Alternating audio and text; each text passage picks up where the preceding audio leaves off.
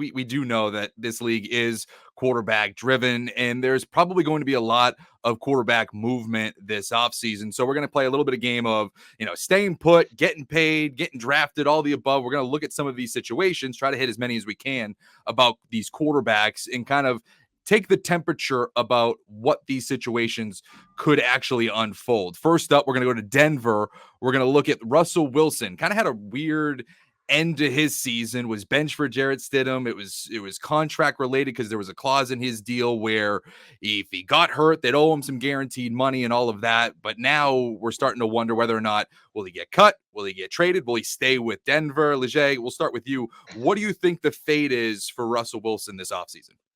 Yeah, I don't believe, Brady, there's any way that this relationship can be salvaged. I honestly think Denver is willing to pay him, I think it's about $70-something million to let him not walk, but release him and just start over fresh. Let's not forget, Russell Wilson, when he got traded, it was before, Sean Payton was there as head coach, right? So he didn't get to choose his quarterback.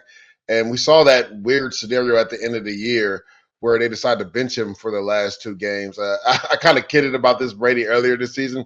I said, if Jarrett Stidham comes to your team in free agency, it's the kiss of death. Let's not forget the same scenario happened with Derek Carr just the year before. Last two games, they bench him, then release him. So if we're going by that standard, it looks like the same thing could happen to Russell Wilson. Now, again, Russell Wilson will be, compensated wellly for his release if he is to leave Denver. But from just hearing what Sean Payton had to say, we actually had him during the Super Bowl. I believe, Brady, were you on air when Sean Payton was there, or no, when we interviewed him during the Super Bowl? No, I was not. Okay, yeah. So I saw that interview, and to me, it just seems like that relationship, I don't think it can be mended. Yeah, I don't know if there was really much of a relationship even beforehand. It feels like that was kind of a forced marriage, if you will, because it really wasn't going to change what they would owe him, whether they cut him when he first got there or if they tried to cut him after the season. I would say this, Russell Wilson's cap hit, Tyler, it's not that punitive. I mean, if you're looking at starting quarterback standards in the NFL, comparatively speaking, I mean, Russell Wilson has won a Super Bowl. He's been to two. He's played some really good football in his career and played pretty well last year. Like, I don't know that he was the problem there in Denver, which makes the whole benching a little bit curious, only because I don't think Jarrett Stidham gave them a better chance to win. I was still curious why the NFLPA wasn't able to figure out a way of kind of contesting that more, because it did feel like it was contractual in nature, which, again, should be against illegal. Illegal. Yeah. In that case, though, again, maybe there still is a trade partner out there. I mean, clearly his contract would need restructuring in the future. One place that I think if you look at the tea leaves as to how the season ended for them is the Pittsburgh Steelers. Yeah. I know they drafted Kenny Pickett in the first round, but he was healthy enough to be the backup. You thought he could have been healthy enough to either start in the playoffs or even at the end of the season. And the fact they didn't start him, they started Mason Rudolph. Yeah, we can talk about it being the hot hand, but maybe they've already made their decision on him. Mm-hmm. And if that is the case, if I'm Russell Wilson, I'm like, dude, put me on that team, right? They've got weapons on the outside. The offensive line's improved. They have a good defense. And I think you put him in there with Mike Tomlin, who's been a winner his entire career as a head coach. It's a winning formula for you if you're looking to kind of revamp your career. So, if you look at the structure of the contract, yeah, again, it's a lot of money, but that's also an organization that doesn't necessarily delve out big signing bonuses. So maybe they'd be willing to work with the structure of the contract and kind of extend it out or restructure however they see fit to make it work. Atlanta's another team, obviously, that needs a quarterback this offseason. Could make some sense. But I don't know that there's a 0% chance he gets traded. I think it's probably more likely he gets released. But I would think that if Denver could get something back for him, they'd obviously would rather go that route than maybe allowing him to go sign somewhere else. But again, that would probably fall into, Tyler, the conversation of compensatory picks, and you know better how that works than we do. Legit, just to finish the sentence real quick. Week 1, Russell Wilson is the starting quarterback for blank. I'm going to say, and it's funny that Brady mentioned those two teams because those were the two teams I circled. I'm going to say the Atlanta Falcons. I think it just makes a little bit more sense. The Atlanta Falcons, Raheem Morris there.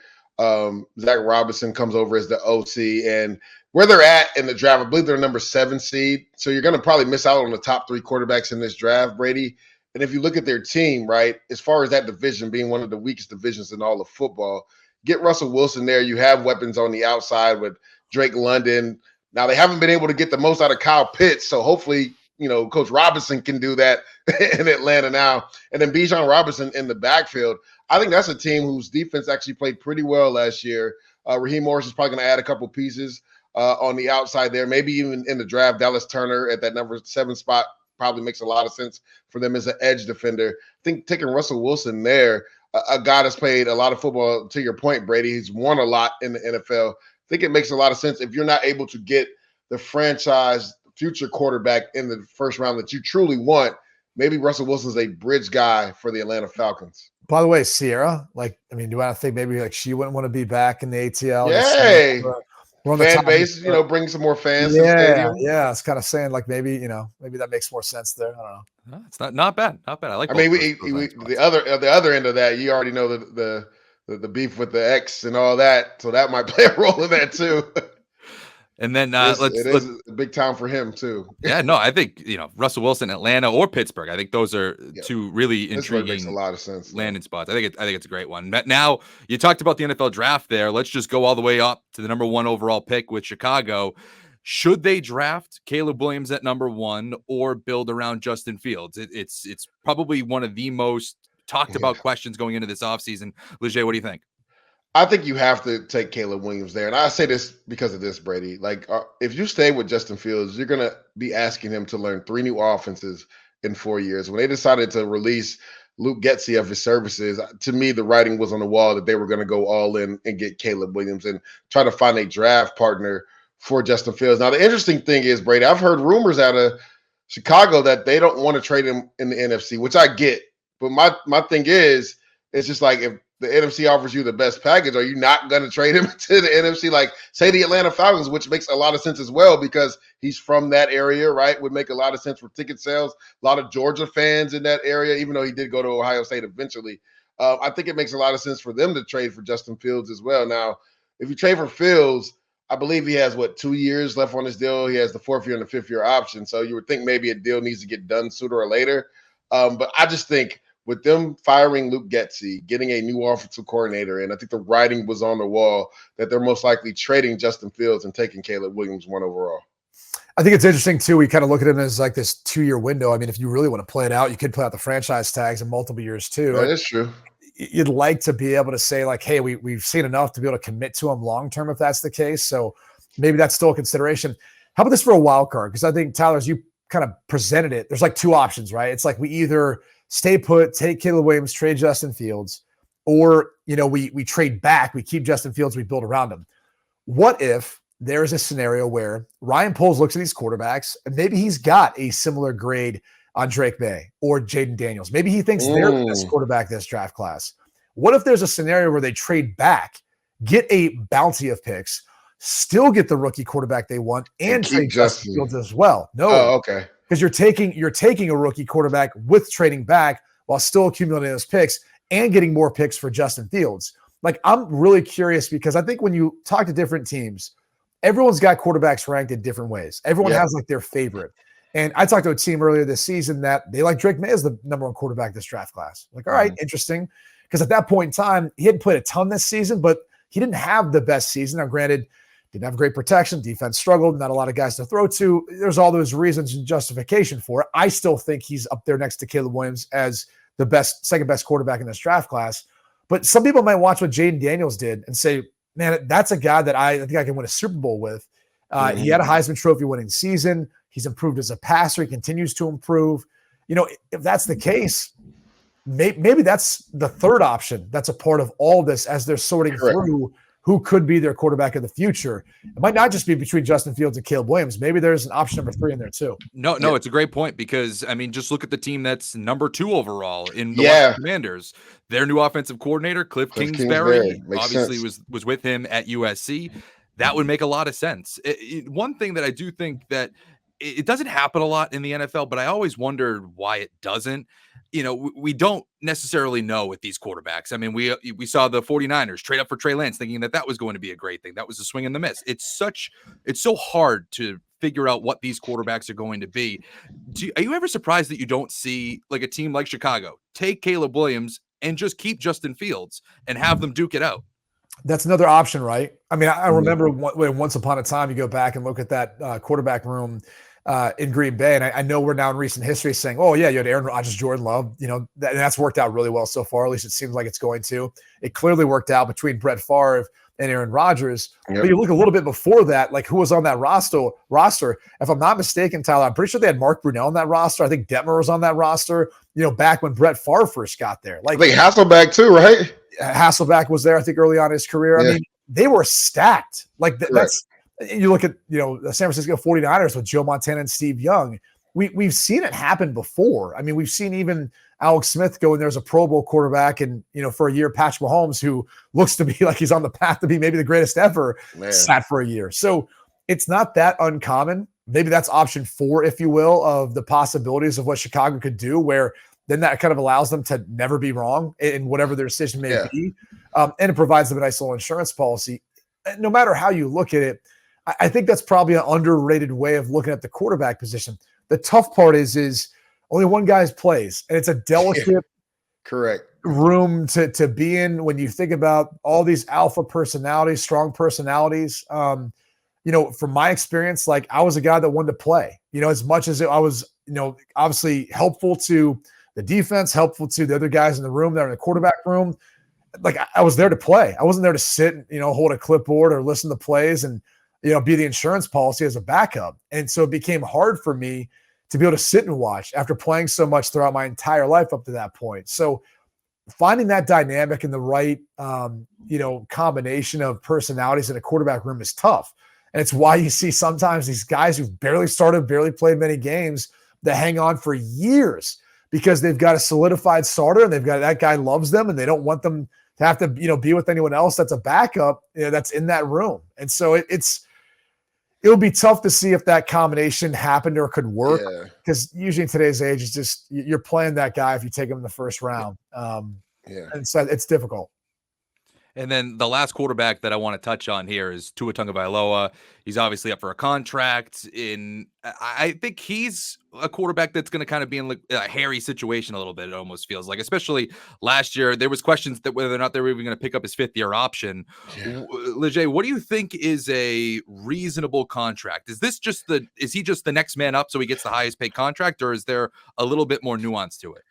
Well, Brady can attest to this. You are what the market value says you are, right? Look at Daniel Jones's deal, right? So, like him being the next big guy out there, and it's kind of even weird to say this, him being the next healthy guy, right? Because Kirk Cousins is in that discussion, but he probably won't be able to start the year as your starting quarterback. So, like when you look at the top available guys, and Tua technically is not available because he's got the 5th-year option, right? A lot of people are asking, should Miami just let him play that out? Because we've only seen 1 year of him actually being healthy. And then there was a crazy rumor that I saw, Brady, that people were saying that they should trade Tua and pay Kirk Cousins because the deal's not going to be as big or as many years. So you can get Kirk Cousins for like 2 or 3 years instead of a 4 or 5 year deal with Tua Tagovailoa. And I sat back and I thought, and I was like, actually, it's not a crazy idea. Now, I don't think Mike McDaniel and Greer are going to do that, but there's a lot of question marks in Miami, right? They're going to have to retool their offensive line. They lost Vic Fangio on the defensive side. Guys like Xavier and Howard most likely are probably going to be cap casualties on that team. Him, Emmanuel Ogbah, Christian Wilkins still wants to get paid as well. So this is an interesting scenario for the Miami Dolphins because this, Brady, as a business, you want to protect yourself, right? Again, Tua only had the 1 healthy year. So, like, do you feel comfortable giving him a 5-year deal where 4 of it is like almost guaranteed because of the upfront money? Or do you wait and play out the 5th-year option and revisit it, knowing that he can make so much more money if he goes out there and balls again? That's the scenario you're in. To me, I would let him play out the 5th-year option and then take care of the deal at the end of the next season. I think there's a lot of look, there's a number of things to consider when you're looking at an extension for Tua Tagovailoa. If we took out the injury concerns, if I said to you, Tyler and Leger, we're not concerned about his injury history, okay, you're probably looking at him a lot more favorably. The way he started his career, where Brian Flores kept jerking him in and out, it almost kind of like left this like question of like, okay, why is he doing that? And then you see him get paired with Mike McDaniel, and you see the success then that he's able to have when he's got a coach who believes in him and works with an offense around him. And as good as it's been for him to be with Tyreek Hill and Jalen Waddle, all these talented players, it still though leads people to question then, like, is he capable of being the guy? Because he's got so much talent around him. Is he a byproduct of the system, the talent? Is it both? And so I think that makes it difficult for them to then discern, is he going to reset the market? Like, I don't think that's going to be the case. I think if he's offered a deal now, it's going to be north of Daniel Jones and know what that contract looked like. But I would imagine it's only going to be a couple years in guarantees, then kind of a we'll see, or we'll have to wait and see at that point. And it will be more economical for, what the Dolphins are looking for, to keep some cap space, to build around this team and roster, but to kind of not put all their eggs in that basket. They could play this thing out too, and his representation might say, well, okay, then we're not going to agree to that deal. We'll play out, throughout the 5th year and go on the franchise tags if we have to as well. And that's ultimately how you maximize your leverage. But it comes with great risk because of his injury history. So maybe he's more likely to take a lesser deal. Either way, I think he's been a great pairing with Mike McDaniel. I'm excited to see as they continue to grow, what it looks like in this offense. The more he plays, the more he has a coach that believes in him, what it looks like. But I don't think he's resetting the market. This isn't that sort of deal. I think you'll see him get, obviously, a 9-figure deal when it's all said and done for that extension. But again, not one that we're going to look back and say, okay, now he's surpassing the Joe Burrows of the world, or the Patrick Mahomes of the world. Or Herbert's, I would agree with that. And even if he does land a huge extension, I think it's going to be, like you said, north of Daniel Jones, north of Geno Smith. And I almost feel like you'll hear a huge number, and then like the 2 days later, when the actual numbers come out and the guarantees and all of that, you'll say, okay, they can actually maybe get out of this in 2-3 years, and with certain maneuvers and all of that. But